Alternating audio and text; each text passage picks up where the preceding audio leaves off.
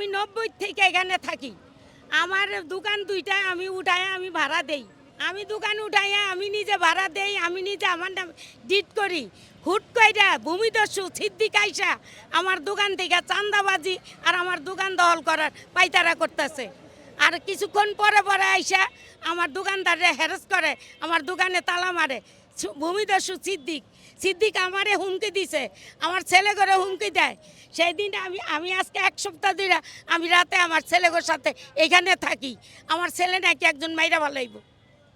সিদ্দিক, সুজন, জাহাঙ্গীর, সাজু এরা হুমকি দেয়, এরা আমার মাইরা ভালান। সুজন আমার নিজের প্রাণ নাশের হুমকি দিছে। আমার এই আমার দোকান ওরা দখল করে নিতে চায়। ভূমিদস্যু সিদ্দিকের প্রবঞ্চনা সাধু জাহাঙ্গীর আমার নামে 16টা মামলা করছে। ভূমিদস্যু সিদ্দিক ও দালাল এখানে আইসা ঢুকছে, জাহাঙ্গীর সাধুর পার বেচায় ঢুকছে। আজকে তারা আমার কিছুই হয় না। এখানে পুরা মানুষ সবাই আছে দখলে, আমিও আছি দখলে। দখল করতে চায়, আমার দোকান থেকে চান্দা চায়। আমার দোকান দেখাই আজ ভূমিদস্যু সিদ্দিকে টাকা নিছে মানুষের থেকে, এই জন্য আমার দোকান দখল করতে চায়। 2002 সালে নাকি অবমুক্তি হয়ে গেছে গা, অথচ এই অবমুক্তির এইগুলো আপনাদের কাছে দিলাম।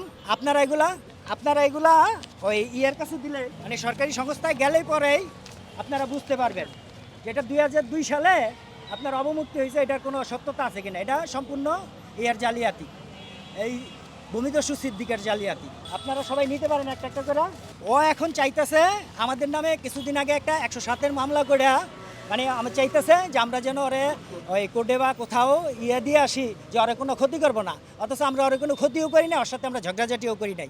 ওই আইসা আমাদের দোকানদারকে হ্যারাসমেন্ট করতেছে, দোকানে তালা দিতে চাইতেছে।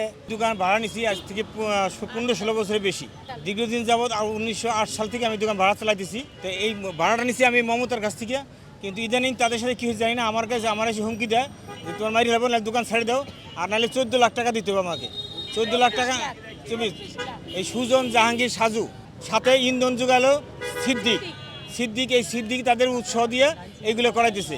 এবং আমার নামে কয়েকটা মামলা দিচ্ছে। এবং এছাড়াও আমার নামে চুরির মামলা, ছিনতাই মামলা, বিভিন্ন মামলা দিচ্ছে। আমি শান্তশিষ্ট ভদ্রভাব মানুষ, আমি ব্যবসা করি, রোজ খাই, আমি কোনো সিটারি বাটপার বুঝি না। কিন্তু আমাকে চুরির মামলা দিছে, ছিনতাই মামলা দিছে, আরও ডাকাতি বিভিন্ন ধরনের মামলা ওরা দিয়ে বিভিন্ন পত্রিকারা দেয়, সাংবাদিক সম্মেলন করে এবং পত্রিকায় ছেড়ে দেয়। আমি এর জন্য সুষ্ঠু বিচার চাই এবং সাংবাদিকের মাধ্যমে আমি এটা জানালাম।